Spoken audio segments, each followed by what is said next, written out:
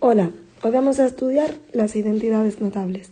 Seguramente ya sabréis que son 3 fórmulas. Empezamos por la primera. La primera fórmula es el cuadrado de una suma, que es el primero al cuadrado más 2 veces el primero por el segundo más el cuadrado del segundo.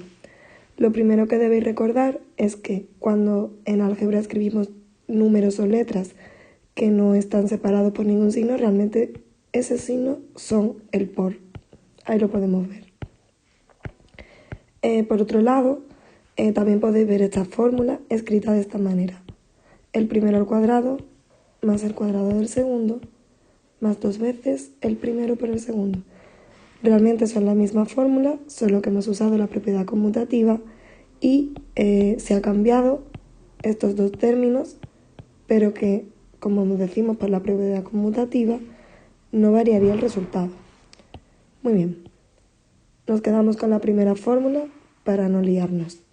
Ahora vamos a hacer un ejemplo. Por ejemplo, x más 1 al cuadrado.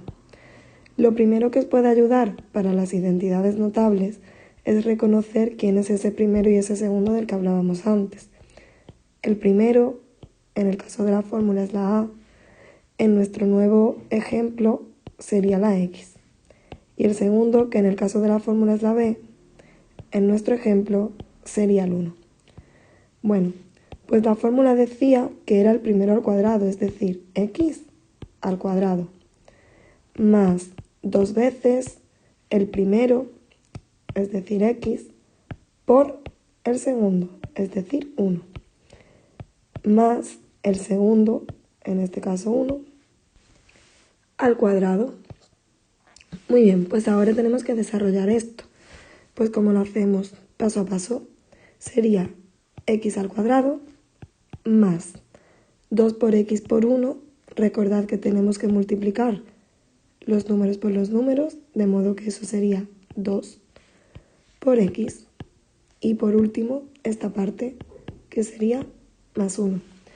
Es importante que recordéis que no podemos sumar x cuadrado con 2x, ni tampoco con 1, porque son monomios con diferentes partes literales.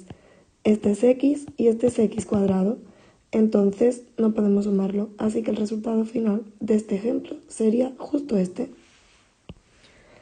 Vayamos al otro tipo de identidad notable, al segundo tipo, que sería la diferencia al cuadrado. Esto sería el cuadrado del primero menos 2 veces el primero por el segundo, y a esto le sumamos el cuadrado del segundo. Pongamos un ejemplo. 2x menos 3 al cuadrado. Este ejemplo tiene una pequeña variación respecto al anterior, y es que el primer término es 2x, y aquí tenemos que tener un poquito de cuidado, así que avisamos, ojo, que después no nos equivoquemos.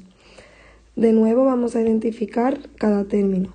El primero, que es la a, en el caso de la fórmula, ahora es 2x, y el segundo, que es la b, en el caso de la fórmula, ahora es 3. Ojo, de nuevo, este menos es este, y ya está puesto aquí en la fórmula, entonces no tendremos que copiarlo más. Muy bien, pues vamos al ejemplo. Hemos dicho que era el primero al cuadrado, pues 2x al cuadrado. Pero aquí viene el ojo. Ese 2x al cuadrado, para que realmente sea 2x al cuadrado, necesita llevar un paréntesis para poder considerar lo que está todo junto. Atención, si no ponemos el paréntesis, realmente esto es 2 por x al cuadrado. Acabo de escribir lo mismo que teníamos ya. Pero si le ponemos el paréntesis, esto es 2x por 2x, y eso es igual a 4x al cuadrado. ¿Veis que no es lo mismo? Pues por eso hemos puesto este ojo, y es porque eso no se nos puede olvidar. Borramos esto para que nos quede más claro. Muy bien, seguimos. Como hemos dicho, el menos ya estaba aquí, entonces lo ponemos una vez. Y la fórmula dice menos 2 por el primero por el segundo, que en este caso es 3. Aquí no se pone el menos, por eso os he dicho antes que ya está aquí el menos. No tenemos que preocuparnos más por él. Muy bien, y a eso le sumamos el segundo al cuadrado. Ya hemos desarrollado la fórmula y solo tenemos que acabar. Recordamos que 2x elevado a 2 entre paréntesis es 4x al cuadrado. Ahora nos tocaría hacer esta parte. Ponemos el menos, 2 por 2 son 4 y por 3 son 12. Y la x, que no se nos puede olvidar. Y por último, esto de aquí, que es más 3 al cuadrado y 3 al cuadrado son 9.